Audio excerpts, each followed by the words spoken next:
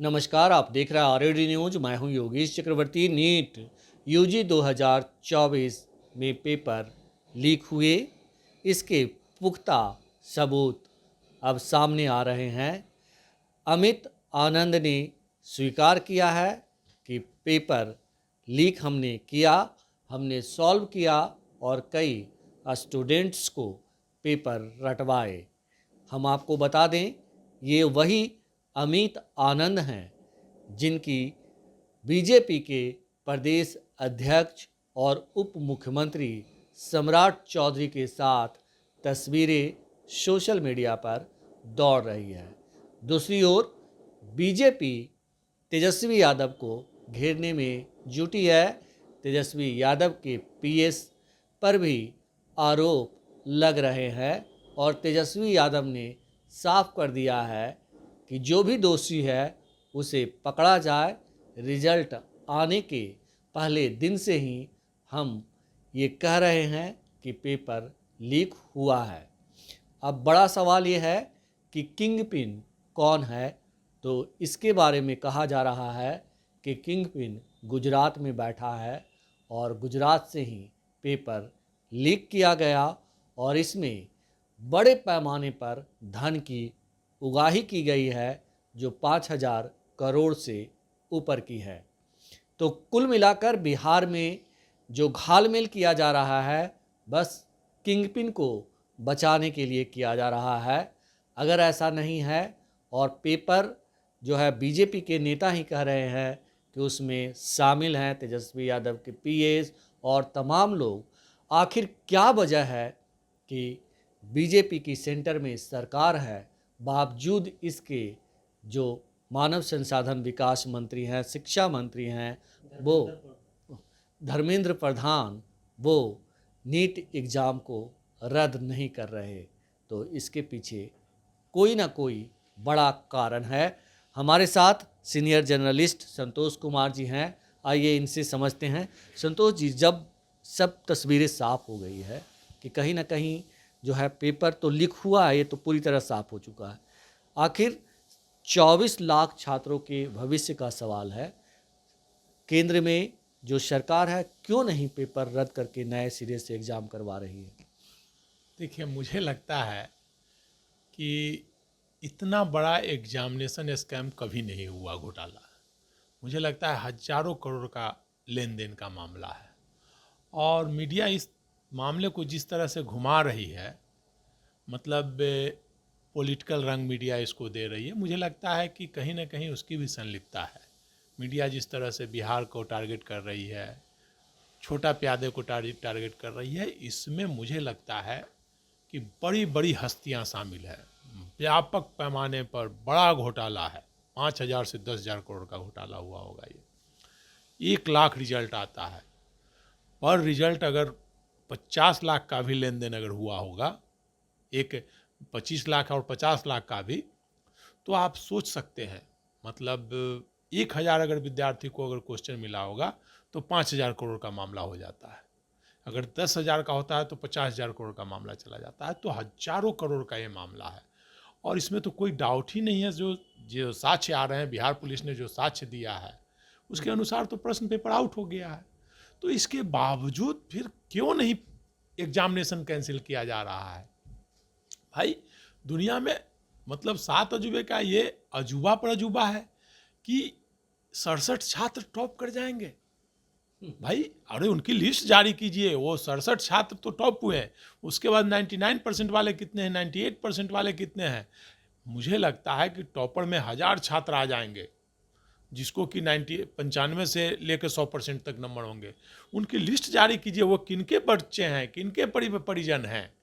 अगर ये लिस्ट जारी हो जाए उनके एड्रेस के साथ, सरकार अगर जारी कर दे एड्रेस के साथ, टॉपर 1,000 की लिस्ट या टॉपर 5,000 की लिस्ट एड्रेस के साथ जारी कर दे, तो दूध का दूध और पानी का पानी हो जाएगा।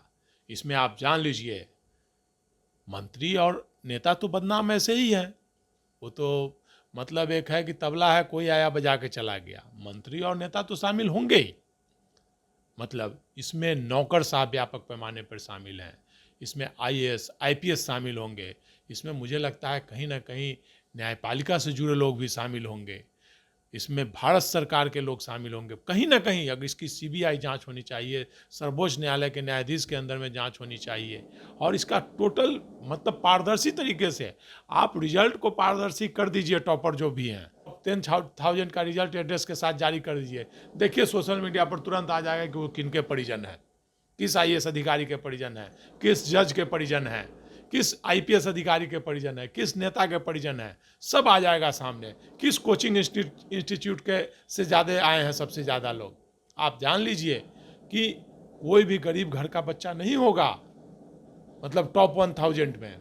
जी एक आध अपवाद होंगे तो होंगे, नहीं तो ज़्यादातर सब करोड़पति और अरबपति के बच्चे होंगे। इसकी जांच होनी चाहिए। आप देख लीजिए ना, टॉपर में बिहार को आप बोल रहे हैं, मतलब राजस्थान से 12 टॉपर कर गए हैं, तमिलनाडु से 8 टॉपर हैं, आप हरियाणा से 4 टॉपर हैं। एक ही सेंटर से बताया जा रहा है कि हरियाणा से 6 टॉपर एकदम आ गए हैं एक ही सेंटर से। आप गुजरात से हैं टॉपर 4, मतलब 120 मार्क्स लाने वाले। ऐसे 99 में देखिएगा तो 10 से 12 हो जाएंगे। उड़ीसा से 11-12 लोग हैं। आप महाराष्ट्र से 7 लोग हैं। तो टॉपरों की सूची हर राज्य में है, लेकिन कहीं किसी राज्य पर क्या रहा है। मैं तो दावे के साथ कह सकता हूँ कि जो भी टॉपर हैं उनकी टेस्ट करा ली जाए। वो टॉप तो क्या पास नहीं कर पाएंगे, अपवाद 2-4-10 अपवाद उसमें से कर जाएंगे, लेकिन बाकी जितने भी अगर टॉपर हैं उनका अगर फिर से फेयर एग्जाम लिया जाए तो वो नहीं रिजल्ट निकाल पाएंगे। ये अजूबा है क्या भाई। बच्चे दिन रात जी जान लगा देते हैं, पढ़ते हैं।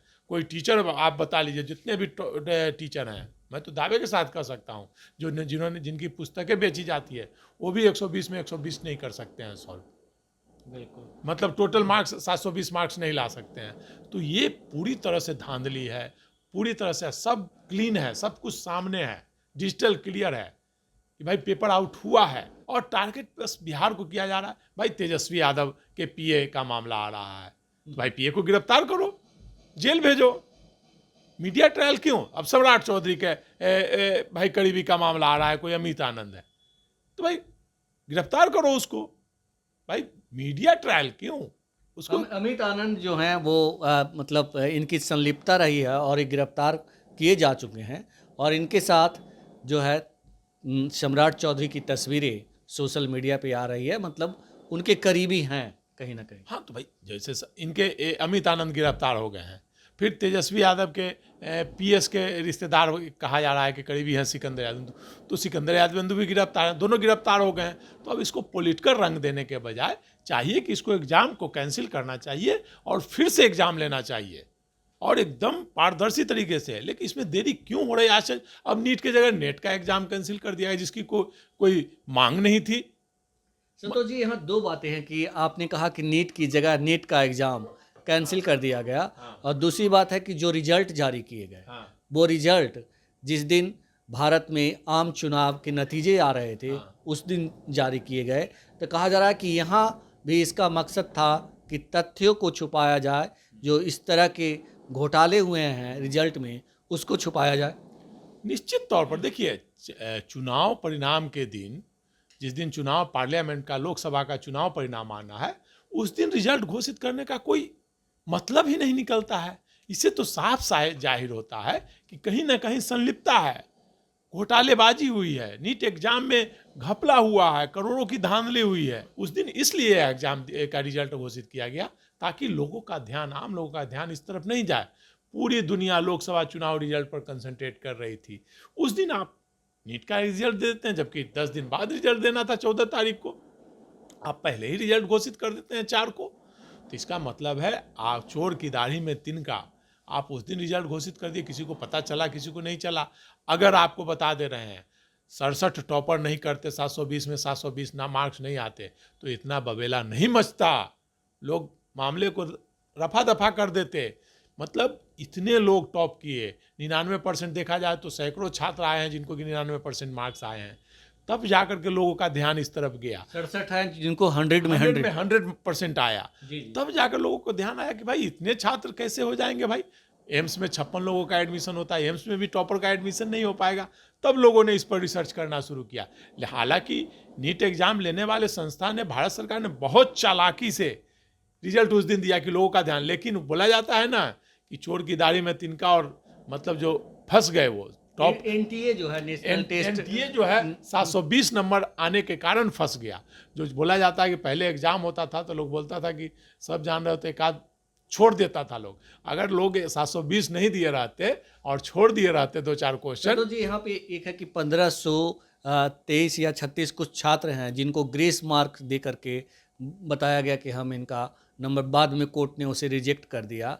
और कहीं ना कहीं जिस तरह से एनटीए का बचाव करते दिखे धर्मेंद्र प्रधान शिक्षा मंत्री, वो कह रहे हैं सब कुछ सही है, लेकिन जो एनटीए है उसकी भी भूमिका संदेह के घेरे में है और उसकी भी जांच होनी चाहिए, उसके तमाम अधिकारियों की जांच होनी चाहिए। अरे भाई, एनटीए किसके अधीन आता है? भारत सरकार के अधीन, शिक्षा मंत्रालय के अधीन में एनटीए है, तो उसकी तो जांच कौन करेगा? यहाँ तो दाल काली नहीं, मतलब पूरी की पूरी दाल ही काली है। मतलब कौन जांच करेगा यहाँ? तो मुझे लगता है कि टॉप टू बॉटम सभी लोगों की संलिप्तता है, तभी तो इतना लेट हो रहा है। हजारों करोड़ का मामला है ये, तभी तो इतना लेट हो रहा है। नहीं तो सब कुछ सामने, बच्चे सड़क पर आ रहे हैं, मतलब विद्यार्थी जो मेडिकल एग्जाम दे रहे हैं वो रोड पर धरना प्रदर्शन कर रहे हैं, आंदोलन कर रहे हैं, पूरा देश जल रहा है, और ये शिक्षा मंत्री कान में तेल डालकर सोए हुए हैं और बचाव कर रहे हैं एनटीए का। इसका मतलब कहीं ना कहीं मुझे लगता है कि उनकी भी संलिप्तता शामिल है। इसकी जांच होनी चाहिए, सुप्रीम कोर्ट के न्यायाधीश के माध्यम से जांच होनी चाहिए। जी। नहीं तो ये घोटाला अगर आज नहीं इसको रोका गया तो छात्रों का भविष्य अंधकार में होगा। आने वाले समय में फिर से अब प्रश्न पत्र आउट होंगे और छात्र आत्महत्या करने को विवश हो जाएंगे। संतोष जी, जिस तरह से रिजल्ट आए थे 4 जून को, उसके बाद से जो है आरजेडी के नेता तेजस्वी यादव, कांग्रेस के राष्ट्रीय अध्यक्ष खड़गे साहब और कन्हैया कुमार जैसे नेता हैं जो सामने आकर एनटीए पर सवाल उठाए और उन्होंने मांग की कि इसकी जांच होनी चाहिए। लेकिन जो सत्ता प्रतिष्ठान में लोग बैठे हैं वो इसे खारिज करते रहे। अब बिहार बीजेपी के लोग जो है तेजस्वी यादव को घेर रहे हैं। तो जो लोग पहले से मांग करते रहे थे और अब जब बिहार से ये साबित हो रहा है कि भाई कहीं ना कहीं एग्ज़ाम के दौरान जो है वो पेपर लीक हुआ है और बड़े पैमाने पे हुआ है, ऐसे में ये जो नेता हैं जैसे उप मुख्यमंत्री विजय सिन्हा हैं, ये सरकार से क्यों नहीं कह रहे भाई कि आप एग्ज़ाम रद्द कर दो? अरे भाई, विजय सिन्हा क्या बोलेंगे भाई? सरकार आपकी है, अगर तेजस्वी यादव ने आउट किया तो उनको गिरफ्तार कीजिए, जेल भेजिए। मीडिया में देने से क्या होगा? आपकी सरकार है, भारत सरकार है, आप क्यों नहीं प्रश्न पत्र कैंसिल करते हैं? एग्जामिनेशन क्यों नहीं कैंसिल करते हैं? केवल बयानबाजी देने के लिए, मतलब बिहार को बदनाम करने के लिए, एक जाति विशेष को बदनाम करने के लिए। आप कहीं ना कहीं, मुझे लगता है कि पूरी तरह से सरकार शामिल है, पूरी तरह से भारत सरकार शामिल है। बिहार सरकार अगर शामिल रहती इस मामले में, बिहार सरकार, तो प्रश्न पत्र आउट होने से पहले पकड़ा नहीं जाता। हाँ, यह भी हो सकता है प्रश्न पत्र आउट में कि भाई 2 गैंग शामिल हो, एक गैंग जो सरकारी गैंग होगा वो प्रश्न पत्र वो भी लीक किया होगा और इधर भी जो विपक्षी गैंग है वो भी, दोनों गैंग शामिल हो। तो मुझे लगता है कि उधर से ही सूचना दे दी गई होगी कि भाई उधर से भी क्वेश्चन आउट हुआ है, तो एक गैंग को पकड़ लिया गया, दूसरा गैंग को बचाने का प्रयास किया गया है। चूंकि आप मान लीजिए एकदम आंख बंद करके इसमें अपवाद हो सकते हैं, 2-4% अपवाद हो सकते हैं टॉपर में, नहीं तो आप जान लीजिए 90% टॉपर, आप जान लीजिए इसकी जांच हो जाए तो 90% टॉपर चोरी से और प्रश्न पत्र लीक वाले होंगे, 10% जो होंगे मेरिट वाले होंगे। इसकी जांच होनी चाहिए, सबका टेस्ट होना चाहिए। असंभव है ये कि भाई इतना मार्क्स आ जाएगा। 700 से ऊपर जितने भी मार्क्स आए हैं आप जान लीजिए, 700 से में जितने ऊपर, 700 से ऊपर मार्क्स वाले की मैं बात कर रहा हूँ, 720 तो छोड़ दीजिए, 700 से ऊपर जिनके भी मार्क्स आए हैं उसमें से 10 से 20% ही मेरिट वाले होंगे, बाकी प्रश्न पत्र आउट वाले होंगे। और इसमें ब्यूरोक्रेट, मंत्री, अधिकारी, आईएएस, आईपीएस, नौकरशाह, न्यायपालिका से जुड़े लोग, सब लोगों की संलिप्तता है, तभी तो मामले को रफा दफा करने का प्रयास किया जा रहा है। अगर छात्र सड़क पर नहीं उतरे रहते तो न्यायपालिका ने भी तो मामले को लगभग रफा दफा कर दिया था। बिल्कुल। कहीं ना कहीं सभी लोगों की संलिप्तता है और इसकी बृहद जांच होने की जरूरत है। नहीं तो लिपापोती करके एक छोटे प्यादे को जेल भेज दिया जाएगा और मामले को रफा दफा कर दिया जाएगा। इसका हर हाल में इसको कैंसिल करने की ज़रूरत है। एग्जामिनेशन को छात्रों को एकदम परिजनों के साथ सड़क पर आने की ज़रूरत है। तो नीट यूजी 2024 के नतीजे के बाद ही पूरे देश में कोहराम मचा है। 24 लाख छात्रों के भविष्य पर तलवारें लटकी है, या यूं कहें कि उनका भविष्य अंधकारमय हो गया है। लगातार लोग सवाल उठा रहे हैं, लेकिन सत्ता में बैठे लोग किसी नशे में हैं और बरगलाने की कोशिश की जा रही है, जनता को गुमराह करने की कोशिश की जा रही है, कीचड़ उछाले जा रहे हैं और एक दूसरे पर कीचड़ फेंके जा रहे हैं, लेकिन सॉल्यूशन नहीं निकाला जा रहा। बस इसकी जांच हो और जो भी आरोपी हैं उनको कड़ी से कड़ी सज़ा मिले और इसके साथ ही एग्ज़ाम रद्द हो और दोबारा एग्ज़ाम कराया जाए, ये सबसे बेहतर तरीका है। लेकिन एग्ज़ाम रद्द किए जाने पर सभी मौन साधे हुए हैं। फिलहाल इतना ही। आप हमें फेसबुक पर फॉलो करें, यूट्यूब पर सब्सक्राइब करें, लाइक करें, शेयर करें और कमेंट कर अपना महत्वपूर्ण विचार और सुझाव ज़रूर दें। धन्यवाद।